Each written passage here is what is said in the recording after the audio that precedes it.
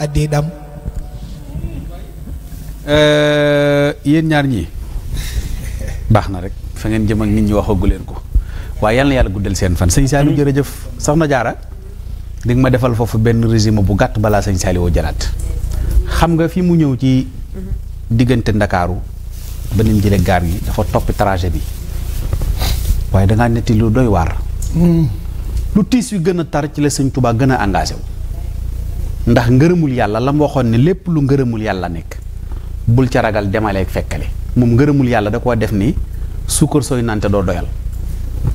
fa kullu ma fiihi ridallahi jara falaa taxa fiihi malaamatal wara lépp loo xam ne nii ngërëmul yàlla da caa ne bu ca ragal détail fa kullu ma fiihi ridallahi jara falaa taxa fiihi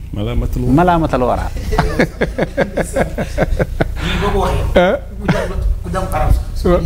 neex ci ay noppam dana ko dégg dafa neex looloo tax sëñ Ibrahima Dia almasar ne ko yaa waarisal Mustafa al Muxtaara fii xulaxin wa fi yaqinin wa fi ilmin abal xasani boo nattee nit ci taar ak jikko ju rafet ba teg nee na bu sëñ Tuubaa ñëwee rek da lay sut ci lépp sëñ Ndiasse tawat yii di dal ñëpp daana ko dal yëpp daana ko dal moo tax mun nañu maa ngi leen di dénku ne lii ma am dama koo am ciy métti ndax ngërëmul yàlla yombul lépp a ko daan dal yii dal ñépp a ko daan dal fel yii dañ daan sam ci tànkam bii waaye moom jàpp na ne lépp luy mbindaafanu yàlla moom digaalewul yàlla lor ko wax naa ko fii barki dem nee naa leen di ngeen dégg ñuy jaay barkeelu sëñ bu ne ba mu des maa ngi jënd naa ci moom jaasi wala puso waaw mosoo ko dégg si mbir la. wallaahi dégg naa sama maama doon na ko si dégg naa tey nga ni. waaw borom Touba. ci misaal. buñ tëggoon lamb. bii dana jeex. stade bi dana fees. bàkku dana am. waaye arbitre bu sëñ loolu ni mu la def barke alxuraan loolu si saaka na ma ko nit li mu yàq sama journée. waaw daf ne borom Touba buñ ko tëggalee lamb. bii dina jeex stade bi fees. waaye arbitre du soufflé. bàkku dana mag yëpp ñu ne ko tax mu ne ndax adversaire la dul am. amul adversaire moom. xamul tax amul adversaire jeewal la dëggee tubaab bi tànkam ndax dañuy wax tund jeewal mais ci xur wi la wàcc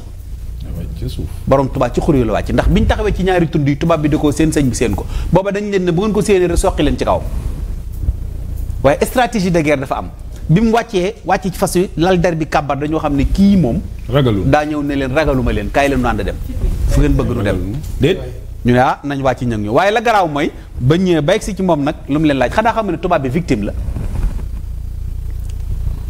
tubaab bi victime la de sëñ tubaab xeexul woon a tubaab bi moom la utiliser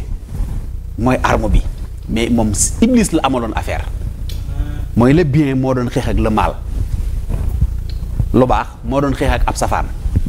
sëñ bi mooy mbirum yàlla tubaab bi mooy doolee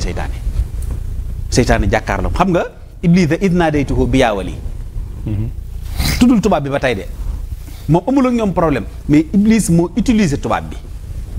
ak force bi mu yor pour éliminer sëñ bi moom yorul arme mais force suñu borom la yor moo tax mu ne tàggoowu maag ahlu badar diirub goyaas bi rafiqi kitaabullahi wal mustafa nabi wa ashaabuhu fil bahri hin ador soxna jaara